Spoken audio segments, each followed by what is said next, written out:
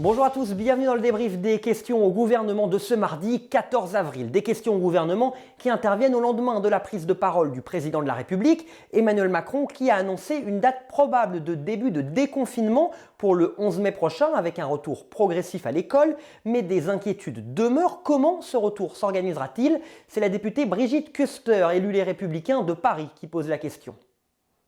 La réouverture annoncée des crèches, écoles, collèges et lycées, bien qu'elle soit nécessaire, inquiète légitimement de nombreux parents, alors que les enfants sont souvent des vecteurs asymptomatiques du virus. Quel argument scientifique justifie ces réouvertures sur l'ensemble du territoire? Pourquoi rouvrir en premier les écoles, que vous aviez pourtant fermées en premier? Et êtes-vous prêt, Monsieur le Premier ministre, enfin à organiser un vrai débat sur ce sujet devant la représentation nationale? Je vous remercie. Le ministre de l'Éducation nationale a eu l'occasion de dire que ce déconfinement progressif, il se traduirait peut-être par une forme adaptée de réouverture des écoles. Je ne veux sur ce point rien annoncer de définitif, puisque nous sommes en train de travailler. Mais je n'exclus pas, c'est vrai, qu'on puisse envisager, à partir du 11 mai, que les écoles fonctionnent de façon un peu différente de la façon dont elles fonctionnent normalement, puisque, par définition, nous ne sommes pas dans une période normale et chacun peut l'apprécier.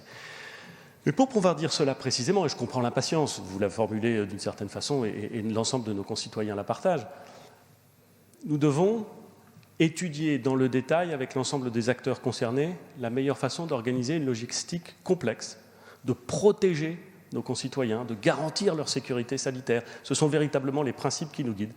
Et ça demande en effet du travail de préparation.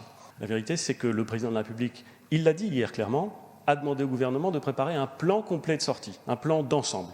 J'aurai l'occasion de le présenter quand il sera prêt, largement avant la date du 11 mai, mais il doit être travaillé, il doit être aussi travaillé en consultation avec beaucoup d'acteurs pour être véritablement à la hauteur des enjeux. Les annonces du président sont-elles guidées par des préoccupations économiques? C'est ce que craint Alexis Corbière, député La France Insoumise de Seine-Saint-Denis.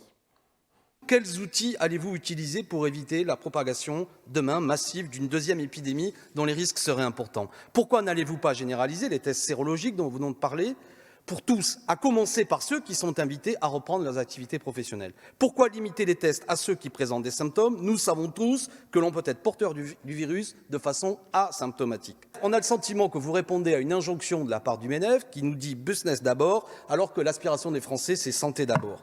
Monsieur Corbière, sachez qu'en aucun cas, il ne s'agit de suivre une logique purement économique, contrairement à ce que laisse entendre le raccourci que vous faites entre deux segments de phrases qui ont été prononcés par le président de la République, parce que je l'ai bien écouté, le président de la République, hier, et il a commencé par parler des inégalités insupportables.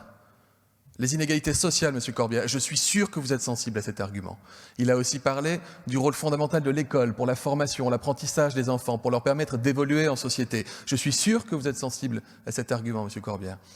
Et puis il a parlé aussi de la nécessité de pouvoir rendre à des personnes dans la société la possibilité de retrouver une perspective, oui, de développement social, économique et demain culturel.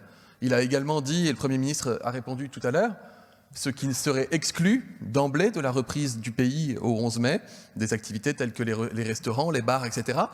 Donc il a posé un cadre général, il a posé une date, et j'entends ici que tout le monde a salué le cap donné par le président de la République. Enfin, sur la question des tests et symptômes, j'ai déjà répondu 2 fois. Si vous testez tout le monde un jour donné, admettons que vous ayez 60 millions de tests PCR à faire et prélèvements, ça ne dit rien de l'état de santé des personnes que vous avez testées le lendemain. Autre thème évoqué lors des questions au gouvernement cet après-midi, l'incertitude économique des territoires ultramarins. La Nouvelle-Calédonie et la Polynésie française sont elles aussi touchées par l'épidémie de coronavirus et craignent de ne pas pouvoir venir en aide à leurs entreprises. C'est la question portée aujourd'hui dans l'hémicycle par Jean-Christophe Lagarde, le président du groupe UDI Agir et Indépendants. Au plan économique, la Nouvelle-Calédonie et la Polynésie française doivent signer prochainement les prêts de trésorerie garantis par l'État, permettant notamment l'indemnisation des chômeurs. Mais ces prêts conduiront l'endettement de ces collectivités à un niveau extrêmement élevé qui ne leur permettra pas de financer les plans de relance économique qui s'imposeront, puisque contrairement à l'État, ces collectivités locales ont l'obligation, elles, de présenter des budgets en équilibre. Au titre de la solidarité nationale, le gouvernement peut-il s'engager à transformer ces prêts en concours financiers exceptionnels accordés à ces territoires? Ce que la France fait pour 70 millions de Français, peut-elle le faire pour les 600 000 de nos concitoyens du Pacifique? Très tôt, nous avons pris la décision, et comment aurait-il pu en aller autrement, de faire jouer pleinement la solidarité nationale à l'égard de nos concitoyens d'outre-mer. Ce que je veux vous confirmer, Monsieur le Président Lagarde, c'est que le projet de loi de finances rectificative qui sera présenté demain au Conseil des ministres et qui viendra à l'examen en séance vendredi à l'Assemblée nationale, contiendra en effet une disposition permettant à l'État de garantir les emprunts consentis par le territoire de Nouvelle-Calédonie, afin de mettre en place un dispositif équivalent au chômage partiel tel que nous le connaissons en métropole. C'est tout sauf anecdotique, puisque cela va permettre au territoire, dans l'exercice de sa compétence, et sans se substituer à lui, ce qui est important, ce qui est même peut-être encore plus important en Nouvelle-Calédonie qu'ailleurs, ça va permettre à la Nouvelle-Calédonie de mettre en place un dispositif nouveau qui va accompagner la vie.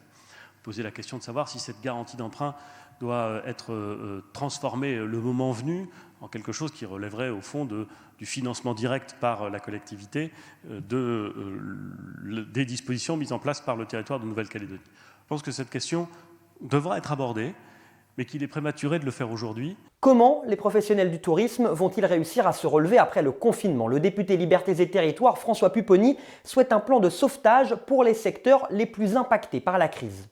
Entre le plan d'urgence et le plan de relance que vous nous proposez et que vous mettez en œuvre, il manque à votre arsenal un plan de sauvetage pour les secteurs les plus impactés, ceux concernés par plus de 4 mois de fermeture, l'hôtellerie, la restauration, la culture et l'événementiel.